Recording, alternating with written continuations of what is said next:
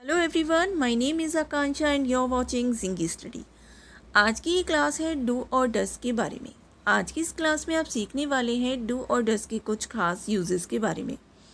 जब भी बात आती है डू और डस की तो अक्सर लोग कंफ्यूज हो जाते हैं कि डू को हम as a main verb use करें या as a helping verb. Well, do को हम एज अ मेन वर्ब भी यूज़ करते हैं और एज अ हेल्पिंग वर्ब भी यूज़ करते हैं।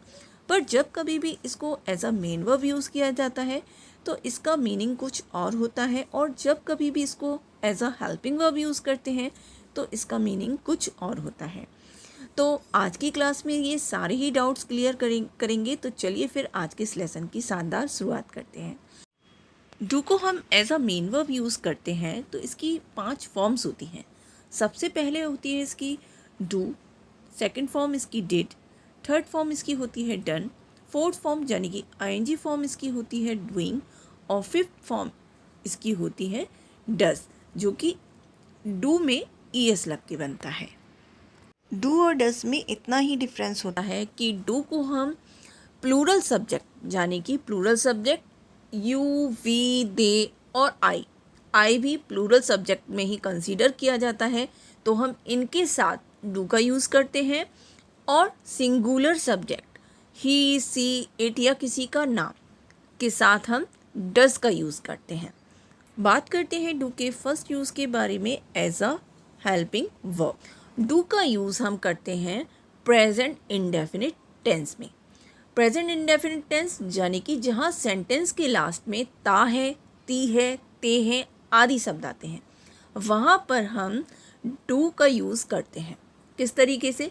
यानी कि अफर्मेटिव में नहीं करते, नेगेटिव इंटेरोगेटिव सेंटेंसेस और इंटेरोगेटिव नेगेटिव सेंटेंसेस। यहाँ पर एक सेंटेंस लिखा हुआ है, सेंटेंस है मैं खाना खाता हूँ। अब ये जो सेंटेंस है ये प्रेजेंट इंडेफिनिट टेंस का अफर्मेटिव सेंटेंस है। ये बनेगा आई ईट फूड। अब यदि हमें इसका नेगेटिव सेंटेंस बनाना है, जैसे कि मैं खाना नहीं खाता हूँ, तो यहाँ पर हम सब्जेक्ट जो है वो है आई के साथ हम लगाएंगे डू नॉट का।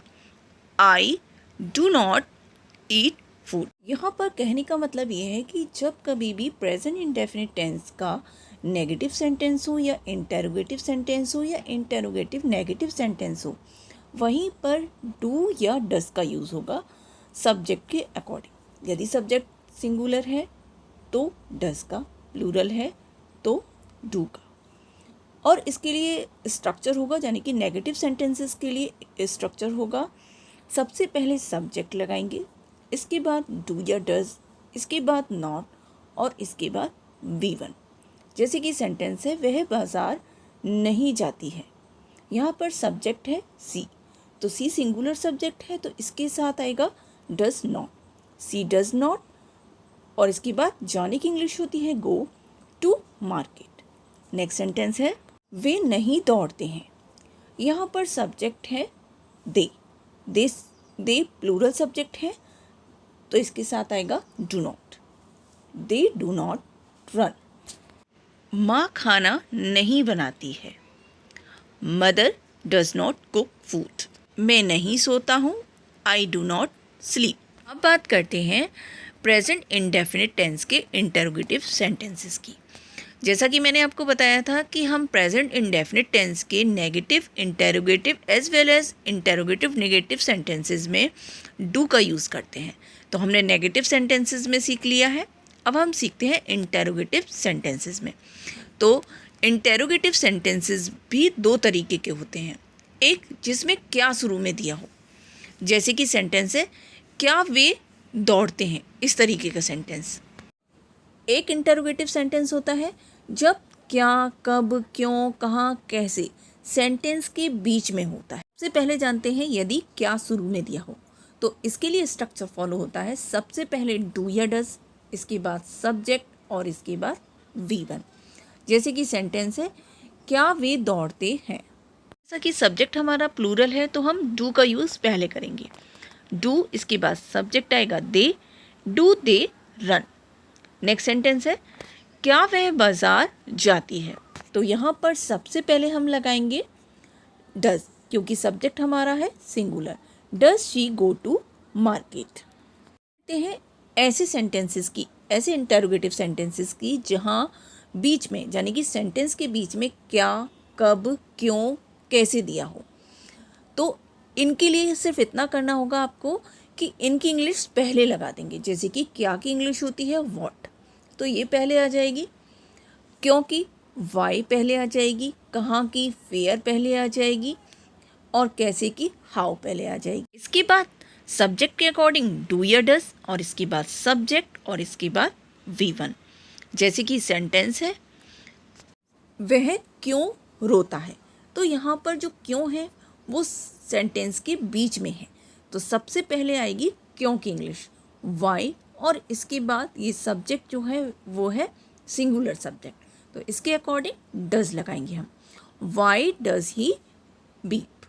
तुम क्या पढ़ाते हो, अब यहाँ पर क्या बीच में दिया है, तो सबसे पहले क्या की इंग्लिश होती है व्हाट, तो हम व्हाट पहले लगाएंगे और सब्जेक्ट के अकॉर्डिंग डू या डज लगाएंगे। यहाँ पर सब्जेक्ट यू है तो इसके साथ हम डू लगाएंगे, ये हो जाएगा what do you teach. Next बात करते हैं डू के सेकंड यूज़ की, जो है जहाँ सेंटेंस के लास्ट में ते तो हैं, ती तो है, ता तो है आए, वहाँ पर हम डू का यूज़ करते हैं। तरीके के सेंटेंसेस प्रेजेंट इंडेफिनिट टेंस के ही होते हैं, लेकिन ऐसे सेंटेंसेस में हम किसी बात को पर बहुत ज़्यादा जोर देते हैं, एम्फेसाइज करते हैं। ऐसे सेंटेंसेस में हम सब्जेक्ट के बाद डू और डज का यूज़ करते हैं पर सब्जेक्ट के अकॉर्डिंग। इसके लिए स्ट्रक्चर फॉलो होता है, सबसे पहले सब्जेक्ट, इसके बाद डू या डज, इसके बाद मेन वर्ब। जैसे कि सेंटेंस है मैं खाना बनाती हूँ। अब ये जो सेंटेंस है ये बहुत ही नॉर्मल सेंटेंस है, यानी कि प्रेजेंट इंडेफिनिट का अफर्मेटिव सेंटेंस है, तो आप इसे बना सकते हैं आई कुक फूड। अब इसी सेंटेंसेस को यदि जोर देकर कहना हो, जैसे कि मैं खाना बनाती, तो इस सेंटेंस में आप सब्जेक्ट के बाद डू का यूज़ करेंगे, जैसे कि आई डू कुक फूड। इसी तरीके से सेंटेंस है वह वहाँ जाती है, तो ये बनेगा सी गोज़ देयर। अब यदि इसको जोर देकर बोलना हो इस सेंटेंस को, जैसे कि वह वहाँ जाती तो है, तो यहाँ सब्जेक्ट सिंगुलर है, सी आएगा और इसके बाद आएगा does, she does go there. Next बात करते हैं डू के साथ नॉट की। जब कभी भी डू के साथ नॉट आता है, डू प्लस नॉट, और इसका मतलब होता है मत करो, मतलब जब कभी भी किसी काम को ना करना हो, वहाँ पर हम डू नॉट प्लस वर्ब की फर्स्ट फॉर्म प्लस ऑब्जेक्ट लगाते हैं। जैसे कि सेंटेंस है वहाँ मत जाओ, डोंट गो देयर। झूठ मत बोलो, डोंट टेल अ लाई। उसका इंतज़ार मत करो, डोंट वेट फॉर हिम। यहाँ मत ठहरो, डोंट स्टे हियर। बात करते हैं डू के नेक्स्ट यूज़ की, जो है करना के सेंस में। करना मतलब कोई काम करने के सेंस में हम डू का use as a main verb के रूप में करते हैं। मैं प्रतिदिन योगा करती हूँ। अब यहाँ पर जो कर आया है, यहाँ पर हम डू का यूज़ करेंगे, तो ये बनेगा आई डू योगा एवरीडे। वह अपना होमवर्क करती है। यहाँ पर सब्जेक्ट है सिंगुलर, सी, यहाँ पर सब्जेक्ट सिंगुलर होने की वजह से यहाँ पर डज आएगा, सी डज हर होमवर्क। अब यदि हमें पास्ट में सेंटेंस बोलना हो करने के लिए, जैसे कि उसने अपना होमवर्क किया, ये पास्ट में हमने बोला है, तो यहाँ पर हम डू की सेकंड फॉर्म का यूज़ करेंगे, ही डिड हिज होमवर्क। मान लीजिए सेंटेंस आपको प्रेजेंट कॉन्टिन्यूअस में बोलना है, जैसे कि वह कुछ कर रही है, या सेंटेंस के लास्ट में रही आया है, प्रेजेंट कॉन्टिन्यूअस टेंस है, तो यहाँ पर डू की हम फोर्थ फॉर्म यानी कि आईएनजी फॉर्म का यूज़ करेंगे डूइंग का। सब्जेक्ट हमारा सी है, सी के साथ हम इज़ लगाएंगे, प्रेजेंट कॉन्टिन्यूअस टेंस है, हेल्पिंग वर्ब इज़ का यूज़ होगा। सी इज़ करने की English doing, she is doing something. यदि आज की क्लास आपको अच्छी लगी है और इससे कुछ सीखने को मिला है तो चैनल को लाइक शेयर सब्सक्राइब करना ना भूलें। मिलते हैं नेक्स्ट क्लास में।